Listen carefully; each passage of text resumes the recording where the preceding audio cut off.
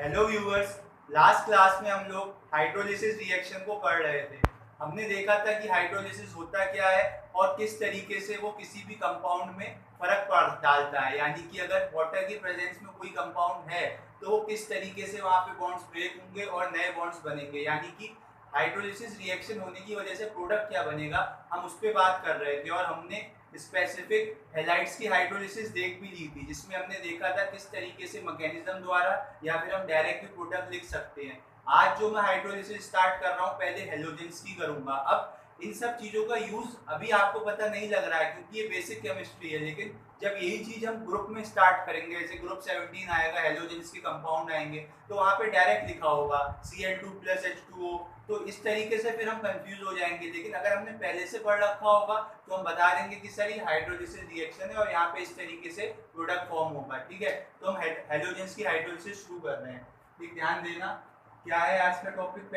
पहला है hydrolysis of halogens. ठीक, हेलोजेंस हम सबको पता है होते क्या है, ग्रुप 17 के एलिमेंट्स होते हैं। ठीक है, और इसमें जो हाइड्रोलिसिस रिएक्शन होती है वो इस तरीके की होती है कि उसे हम नाम दे सकते हैं रेडॉक्स रिएक्शंस का। अब रेडॉक्स रिएक्शन क्या होती है?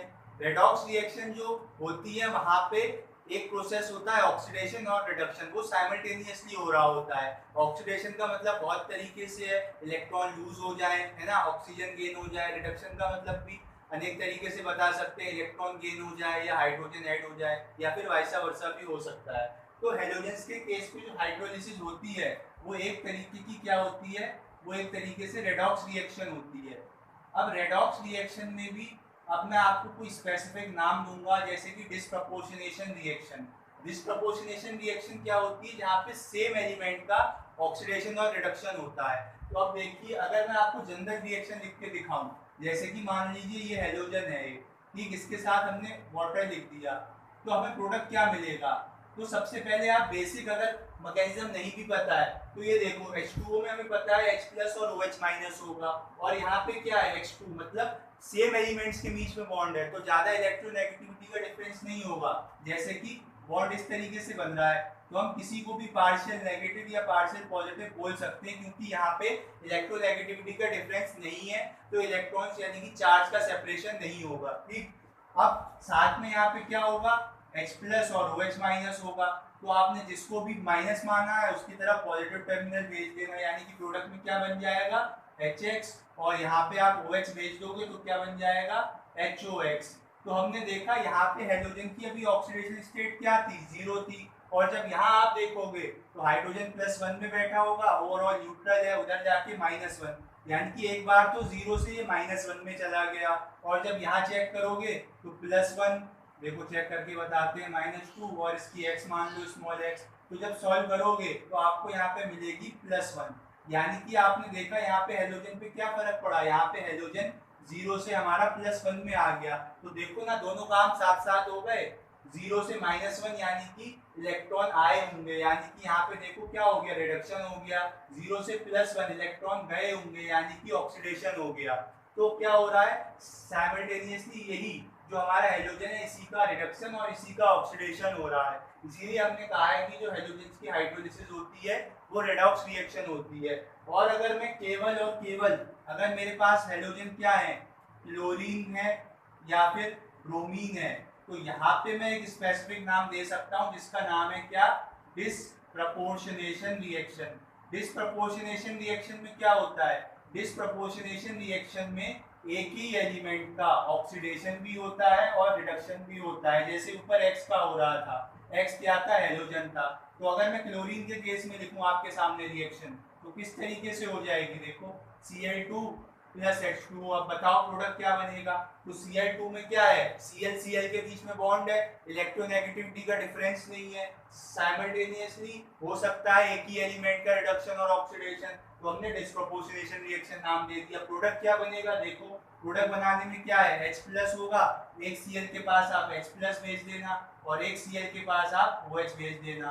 तो देखो यहाँ पे क्या फर्क पड़ा, यहाँ पे क्लोरीन 0 से अपनी नेगेटिव स्टेट में था और फिर -1 और +1 में चला गया, तो क्लोरीन का ही ऑक्सीडेशन हुआ, क्लोरीन का ही रिडक्शन हुआ। देखो ना, 0 से -1 क्लोरीन का रिडक्शन 0 से +1 क्लोरीन का ऑक्सीडेशन, इसीलिए हमने नाम दिया डिस्प्रपोर्शनेशन रिएक्शन। लेकिन फ्लोरीन के केस में ध्यान रखना चेंजेस आ सकते हैं। क्यों आ सकते हैं बताएंगे। देखो एक रिएक्शन तो ये हो गई आपके पास, साइमल्टेनियसली या सिमिलरली आप ब्रोमीन की भी लिख सकते हो, HBr और HOBr बना देना। मैं फ्लोरीन की समझा रहा हूँ। देखो फ्लोरीन में क्या होगा, इस तरीके से आपके पास लिखा होगा F2 + H2O।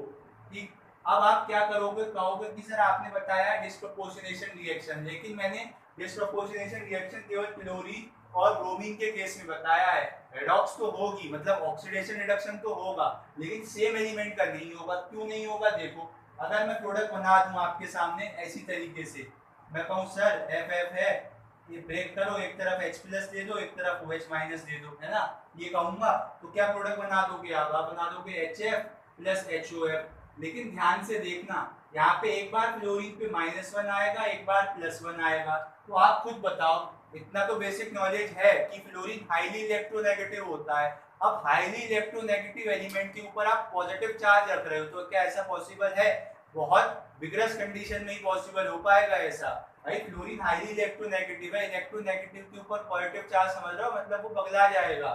तो ये नॉर्मल कंडीशन में तो नहीं बनेगा। तो इसीलिए हम फ्लोरीन के केस में डिस्प्रपोर्शनेशन रिएक्शन नहीं बोलते हैं, लेकिन रेडॉक्स फिर भी होगा क्योंकि हेलोजन है। तो प्रोडक्ट क्या बनेगा, देखो -1 तो रख सकता है ना फ्लोरीन, 0 से -1 जा सकता है, यानी कि फ्लोरीन का 0 से -1 में क्या हो गया, रिडक्शन तो हो गया।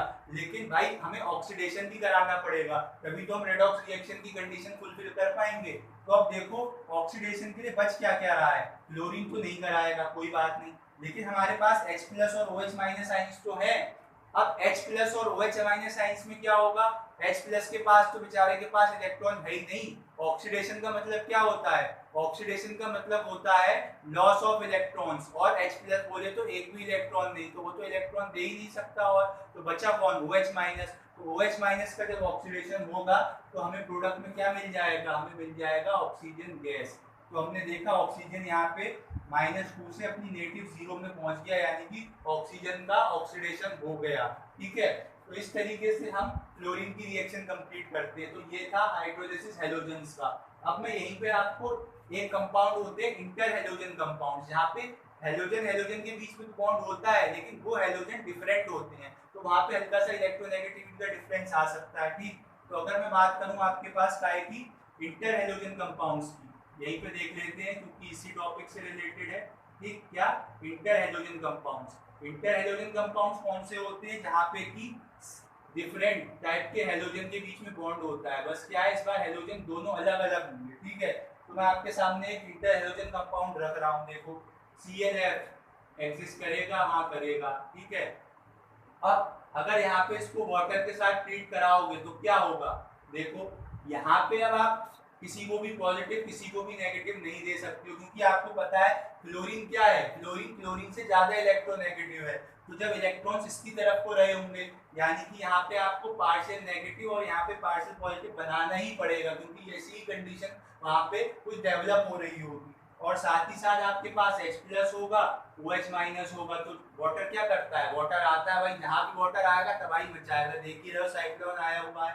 तो अब क्या है, होगा क्या, जो वाटर आएगा इस बॉन्ड को ब्रेक करेगा, और इस तरीके से ब्रेक करेगा कि जो अपना नेगेटिव टर्मिनल है वो यहाँ भेज देगा और पॉजिटिव टर्मिनल को यहाँ भेज देगा। ठीक है, तो हमारे पास प्रोडक्ट क्या बन जाएगा, हमारे पास प्रोडक्ट बन जाएगा HF + HOCl। तो देखा आपने किस तरीके से बॉन्ड्स के साथ जो एलिमेंट लगे थे उनके बदलने से प्रोडक्ट क्या क्या चेंज आ गए। ठीक है, तो ये था आपके पास हेलोजन और इंटर हेलोजन कंपाउंड्स के केस में। ठीक, अब हम किसकी तरफ चलेंगे, अब हम एक कंपाउंड और देखते हैं, ये तो ग्रुप 17 में हेल्प करेगा।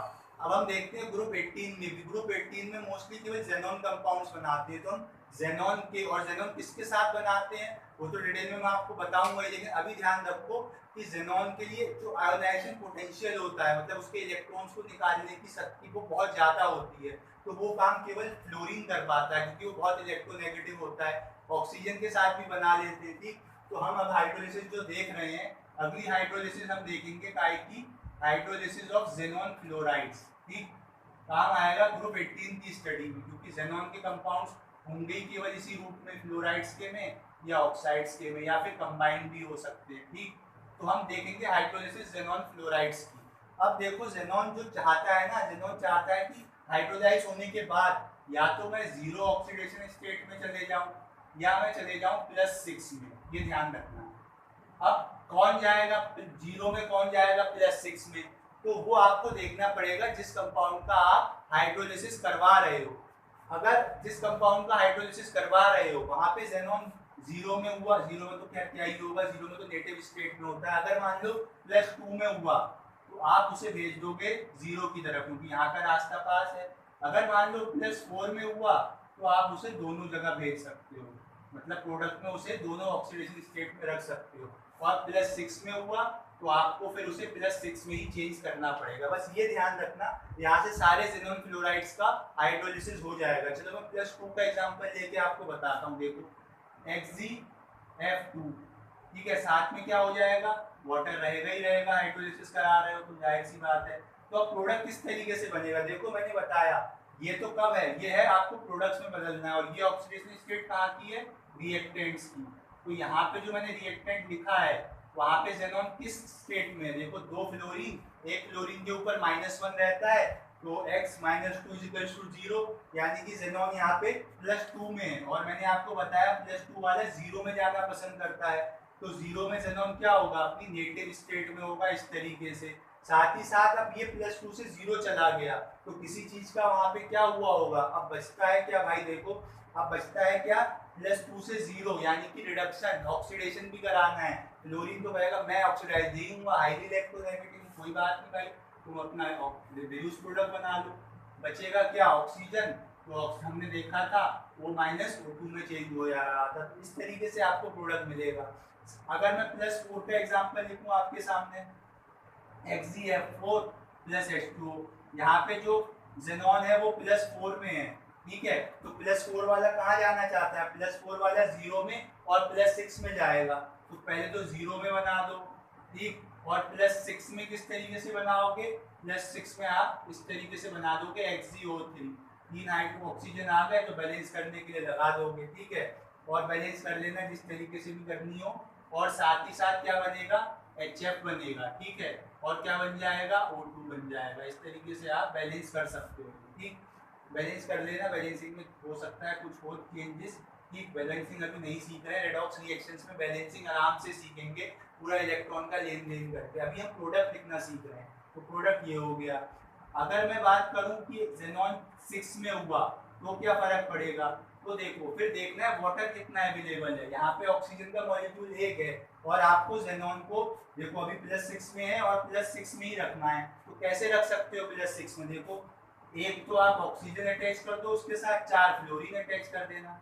देखो चेक करो, -2, एक पे -1, 4 है, -4, -2 -4 उधर जाके प्लस में बदल जाएगा, तो फिर +6 में ही आ जाएगा। साथ ही साथ आपका HF आएगा ही आएगा, क्योंकि आपको एक रिड्यूस प्रोडक्ट भी लिखना है और ऑक्सीडाइज प्रोडक्ट भी लिखना है। तो देखो ना, दोनों चीज की रिएक्शन हो गई यहाँ पे।